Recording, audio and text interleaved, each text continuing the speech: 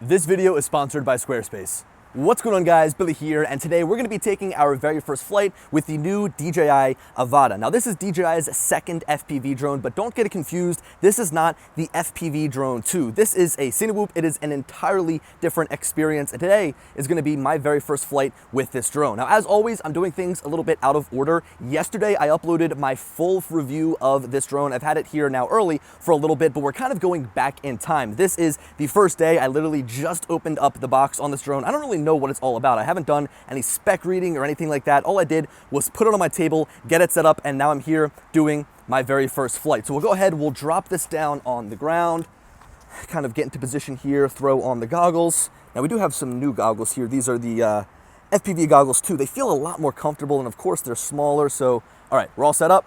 We'll go ahead, we'll take off. I've also got my phone connected here.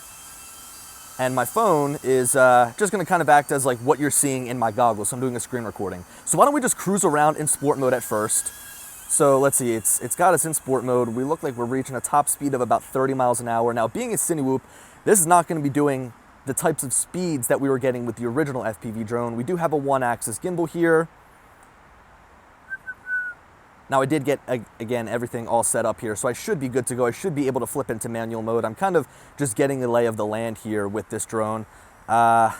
Feels nice. Let's try to go through the garage, right? So the reason you want to fly a Cinewhoop is for those tight shots, those tight areas, those small gaps, kind of those cinematic movements, right? Like this, quite frankly, is something I wouldn't do with my Mavic. I wouldn't do it with my my FPV Drone 1, the first FPV drone that they made. But knowing that this drone is built for stuff like this, it makes me feel a lot more comfortable flying it through. Let's go ahead and hit this gap here. Again, we are in sport mode, and there's no forward obstacle avoidance. So we are just kind of flying around using the FPV drone or the FPV view here to make sure we don't crash. And again, I'm just in the sport mode right now. I'm shooting ultra wide 4K 60 with rock steady turned on, just to kind of give you a frame of reference here. Let's see, so I'm in sport mode. For some reason, I feel like it's going a little bit slower than I should be. Let's see, so if I flip it back to normal, right? Normal, sport, let's push it full tilt forwards. 24, 25, 26, 27, 28. Can we break 30? There we go, there's 30 miles an hour.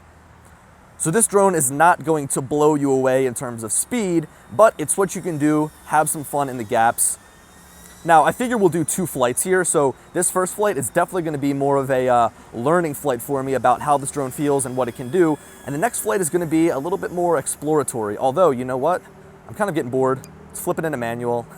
I'm all set here. Okay, so I haven't flown manual on an FPV drone in months. We're already down to about 70% battery here. Now, in this area, I kind of thought to myself, like, it's not going to be the best to fly this drone because I need tighter environment, but this I thought would be a really cool spot to kind of explore through. We do have some metal beams over here, and if I'm feeling up to it, we can go through a gap, let's say. What do you think about right here? This gap, I'm already pointing straight towards it. Yeah, there we are.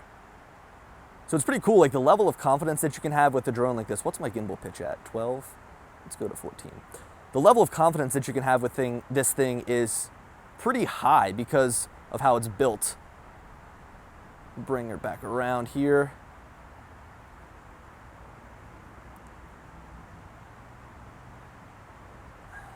I don't know. You want to go through this gap here again? Maybe a different one? Let's see. Nah, we'll pull up. We'll come back. We've got a full second flight. We don't want to crash it on the first flight, right? Nice. Let's go ahead and try to go through the parking garage again in full manual. So yeah, now, you know, this drone is not as fast as the FPV drone. You could get that thing up to 70 miles an hour. Right now, we're just cruising around. So this really is cool how much of a different experience it is. I mean, right now we're doing 11 miles an hour. Let's see, we can kind of pick it up here. Got up to 35, there we are, and that thing is whining like crazy. All right, so time to try and go through the parking garage. I'll tell you what, this is a pretty fun experience. I don't have much experience flying Cinewhoops.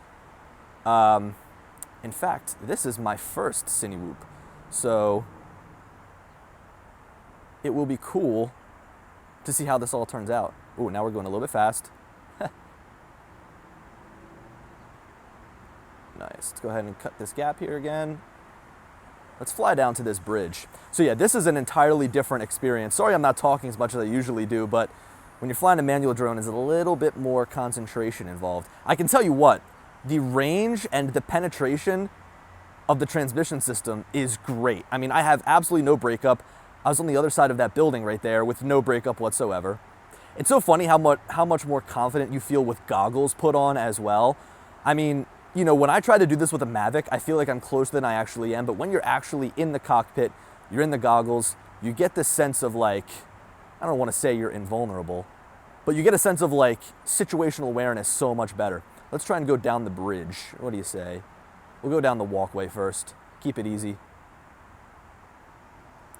One thing I did not do is go in and change my rates and sensitivity, so whatever this drone came on out of the box is what I'm flying it on. There's some people right there. We'll peel off to the side.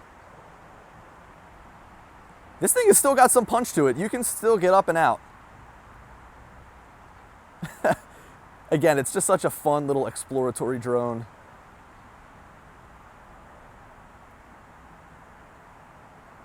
Nice. Woo. Oh, got a little close there. I almost feel like I was going to fall over at that point. So I kind of thought that this was going to be a lame spot to fly, but it's turning out to be all right.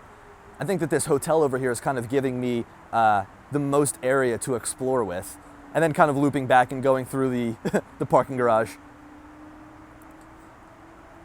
So, you know, I can just tell you right now from looking through the goggles, I feel like the camera is just so much better than what we had on that original FPV drone. I think that that was a massive complaint for a lot of people who bought that first FPV drone, was that, you know, the camera was subpar, and I'm not gonna lie, at first I thought it was okay, but then after strapping a GoPro to it, after strapping, you know, the Action 2 to it, and kind of looking at the comparison, really there was a big difference. So looking at this camera through the goggles, it looks pretty good. I haven't really checked out the top of this drone to see if there's any spot to actually mount a GoPro or mount, say, a little Insta-Go or something like that. I know a lot of people like to do that on their Cinewhoops, but that's definitely something that I want to try out, because it'd be cool to kind of see how this camera stacks up to other cameras available, like, you know, little action cameras. So we're at 35% battery right now. We have been recording for 6 minutes, 7 minutes, just about 7 minutes. So that means that we'll probably end up eking out about 8 minutes worth of flight time from this one battery. We're kind of flying a little bit more conserved. And you know what? Why don't we give like return to home a try, right? So one of the big draws about using an FPV Cinewhoop or an FPV drone made by DJI is that it has all of those smart features built in. So let's see. I forget where the return home button is. There it is. Okay, so we'll go ahead. We'll do return to home.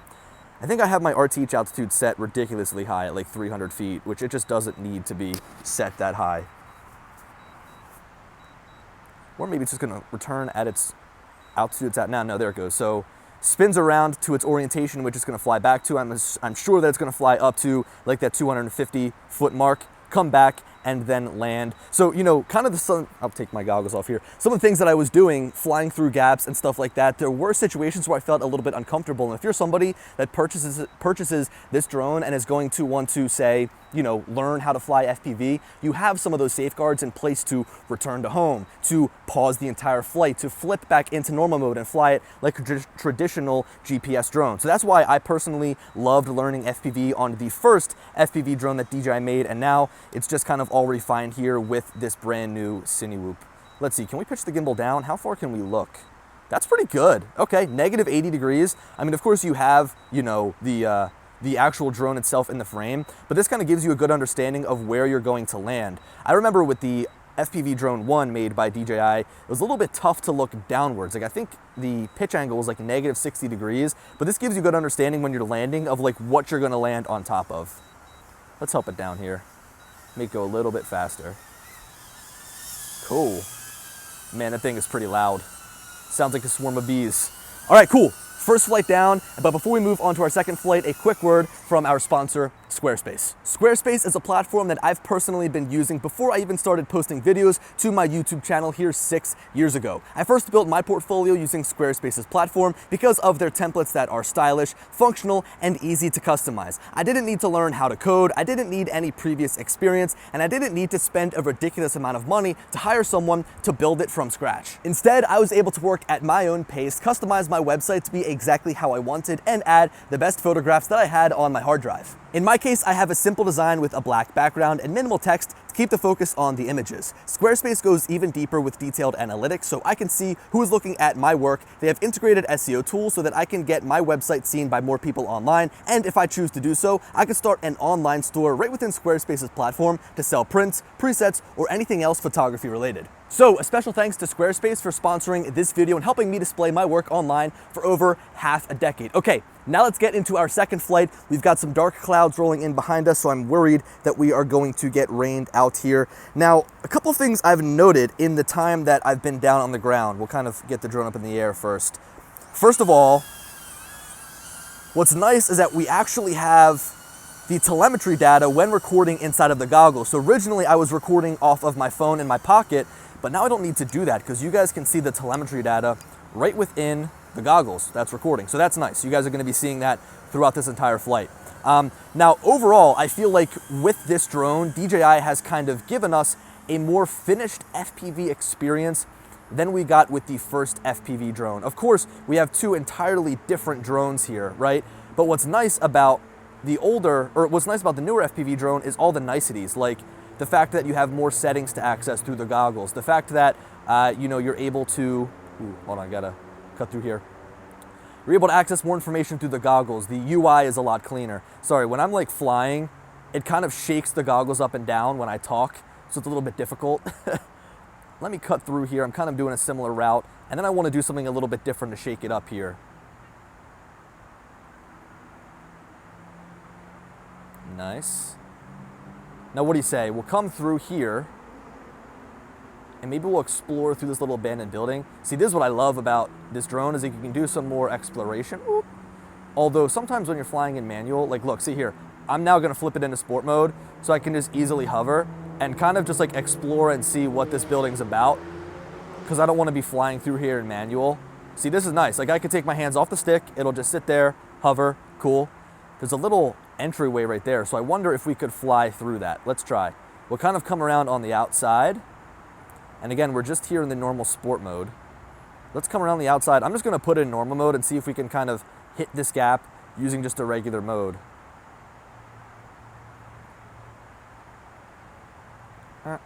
Ooh, there's a little thing right there. We'll cut through here.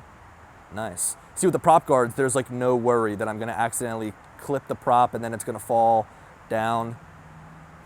Awesome, cool. So the normal mode, if we're pushing it full tilt, we're going about 14 miles an hour. Sport mode, we can get this drone up to, let's see, 25, 26. I think that we got a little over 30 miles an hour when we were in sport mode. But if we go like full throttle, let's see what the full potential of this drone is. So I'll flip it back into manual, got it confused there. We'll go to manual and let's just go like full throttle straight up. Ooh, wow. Okay, so we're climbing at about 40 miles an hour. Let's dive down before we accidentally go to over 400 feet. So we'll dive down, spin around a little bit. Man, so that thing can move pretty well. Now, if we climb back up to that altitude, I wonder like what the top speed that we can hit with our drone is. So let's go up a little bit. I know we're looking like straight down, but oh look, now we're moving much quicker. Now we're up at 61, 60 miles an hour. You hear that thing? Okay, so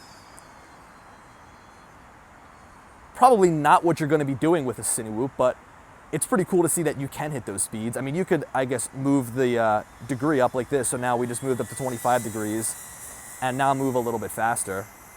So, now just seeing that, it changes my opinion just a little bit. Like, this drone was not made to do this, right?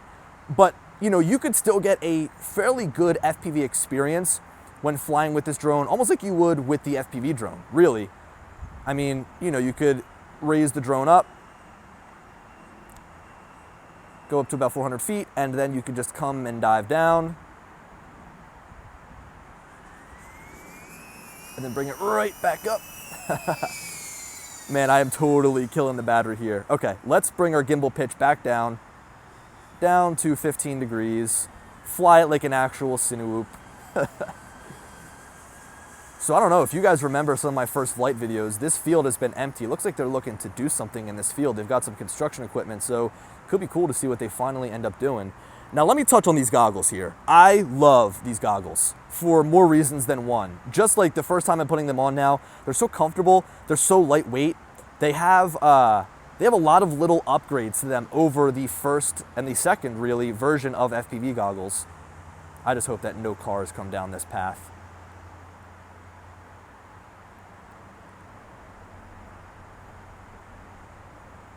So it's a little bit shaky inside of the camera, and I can't seem to get this drone to fly straight.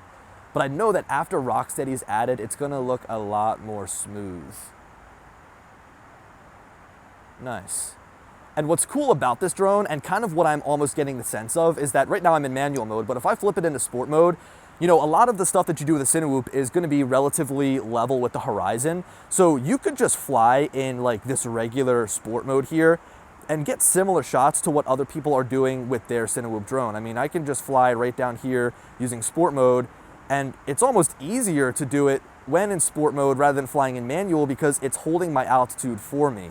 So that's why I love, like, see, I'm able to fly so much faster, keep the drone so much more straight. Now, I am totally in agreement with people. Whoa, did you see that, like, kick to the right? I totally was not pointing the drone that way. That was strange.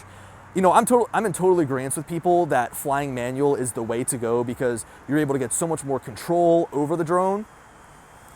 Oh, there's some like covers there. I'm in total agreement that flying in manual is the way to go when you're flying an FPV drone. You just get so much more control, and if you can get good at flying, you know, manual with your drone, you're gonna get so many different ways to fly it, so many different things that you can do with it. You are a little bit limited in sport mode and normal mode, but this is still such a great drone to learn on. And I feel like just feeling the drone, it's a little bit more resilient than the first FPV drone. Like if you were to hit something with this, it's not going to totally break. There's some people down there, but I'd like to fly a little bit lower, so let's see. So again, like right now I'm just flying in the sport mode. I'm not flying in manual mode at all. Ah, that's closed. That's lame. I wonder to fly underneath of there. And I can still pitch my camera up and down. And look, flying manual is great, but I almost feel a little bit more, oh, that is a crowded restaurant. I did not know that people, I didn't know that was open yet. All right, sorry about that. Yeah, so like, I feel a lot more comfortable flying around in sport mode, but I know that I'm limiting myself by not flying in manual. So that's why it's great that they add all these different modes to kind of work us up to that level of flying in manual, because of course you're gonna get more control. You're gonna get, you know, finer movements. Because when you flip into manual, you know, you get a lot more power, rip it straight up, dive on down, come on back up, right? I mean, you can do so many different things when you fly in manual, and I'm not the best manual flyer by any stretch of the imagination. But it's nice to know that even if I wanted to, I could just fly in sport mode, have fun with the drone, and actually produce some usable looking video. I've always thought of FPV drones as something that's more like fun to fly. I don't really like record with it and post the actual footage. Hey, how about we try and fly through my car? That'll be the ending. That'll be the ending thing. But I'm not doing a manual. So you guys think that I'm gonna come out here and fly through my car in manual? You're totally wrong. This will be our ending clip right here.